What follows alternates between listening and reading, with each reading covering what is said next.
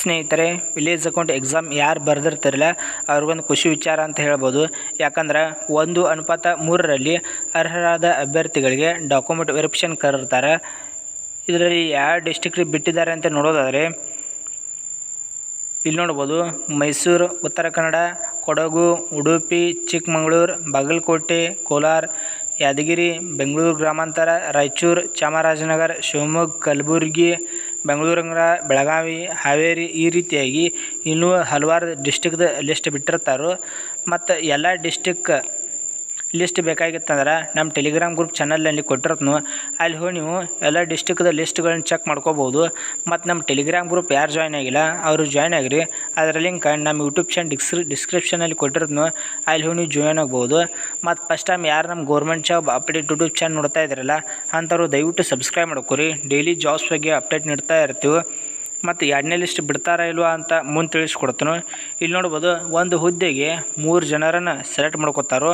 1:3ರಲ್ಲಿ list ಬಿಟ್ಟಿರ್ತಾರೋ. Document ವೆರಿಫಿಕೇಷನ್ಗೆ ಒಂದು ಹುದ್ದೆಗೆ 3 ಜನರನ್ನು ಸೆಲೆಕ್ಟ್ ಮಾಡ್ಕೊಂಡು ಕೊಟ್ಟಿರ್ತಾರೋ. ಮತ್ತು ನೀವು ಡಾಕ್ಯುಮೆಂಟ್ ವೆರಿಫಿಕೇಷನ್ಗೆ ಯಾವ ಡಾಕ್ಯುಮೆಂಟ್ಸ್ಗಳನ್ನು ತೊಗೊಂಡು ಹೋಗಬೇಕು ಅಂತ ನೋಡೋದಾದರೆ ಇಲ್ಲಿ ನೋಡ್ಬೋದು. ವಯೋಮಿತಿ ಅರ್ಹತೆ ಪ್ರಮಾಣ ಪತ್ರವನ್ನು ಕಂಪಲ್ಸರಿ ತೊಗೊಂಡು ಹೋಗ್ಬೇಕಾಕೈತಿ. ಮತ್ತು ಆಧಾರ್ ಕಾರ್ಡ್ ತೊಗೊಂಡು ಹೋಗ್ರಿ. ನಿಮ್ಮದು ಆಧಾರ್ ಕಾರ್ಡ್ ತೊಗೋರಿ, ನಿಮ್ಮ ಫಾದರ್ ಅಥವಾ ಮದರ್ದು ಆಧಾರ್ ಕಾರ್ಡ್ ತೊಗೊಂಡು ಹೋಗ್ರಿ. ಮತ್ತು SSLC ಅಂಕಪಟ್ಟಿ ಮತ್ತು ಸೆಕೆಂಡ್ PUC ಅಂಕಪಟ್ಟಿಯನ್ನು ತೊಗೊಂಡು ಹೋಗ್ರಿ. ಮತ್ತು ಏನು ಡಾಕ್ಯುಮೆಂಟ್ಸ್ ಒಯ್ತಿರಲ್ಲ ಎಲ್ಲ ಒರಿಜಿನಲ್ ಡಾಕ್ಯುಮೆಂಟ್ಸ್ ಒಯ್ಯಿರಿ.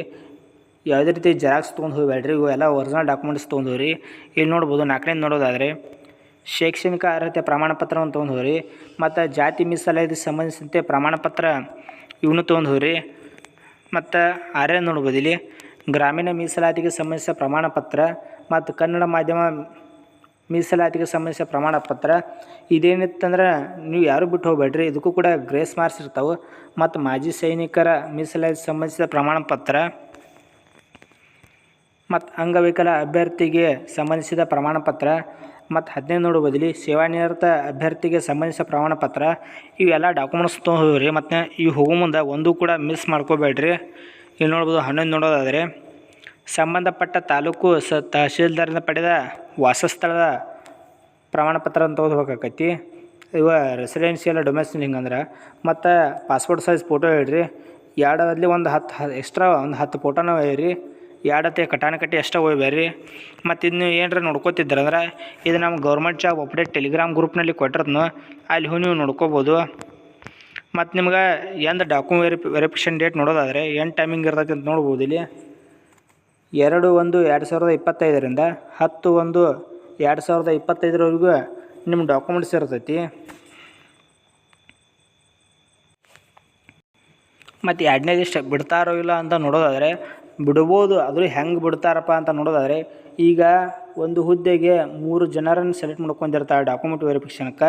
ಇದರಲ್ಲಿ ಏನಾದರೂ ಇಲ್ಲಿ ನೋಡ್ಬೋದು, SC STಯಲ್ಲಿ ಈಗ ಒಂದು ಹುದ್ದೆಯನ್ನು ಕರೆದಿರ್ತಾರೆ ಅಂತ ತಿಳ್ಕೋದಾದರೆ ಇದರಲ್ಲಿ 3 ಜನರನ್ನು ಸೆಲೆಕ್ಟ್ ಮಾಡ್ಕೊಂಡಿರ್ತಾರೋ.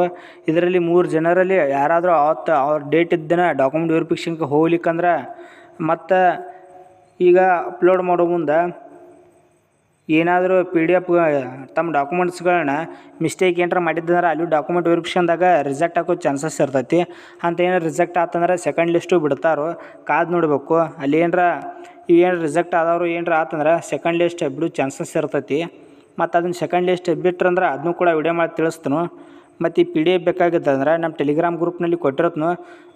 ಅಲ್ಲಿ ಹೋಗಿ ನೀವು ಚೆಕ್ ಮಾಡ್ಕೋಬೋದು. ಮತ್ತು ಫಸ್ಟ್ ಟೈಮ್ ಯಾರು ನಮ್ಮ ಯೂಟ್ಯೂಬ್ ಚಾನಲ್ ನೋಡ್ತಾ ಇದ್ರಲ್ಲ ಅಂಥವ್ರು ದಯವಿಟ್ಟು ಸಬ್ಸ್ಕ್ರೈಬ್ ಮಾಡ್ಕೋರಿ.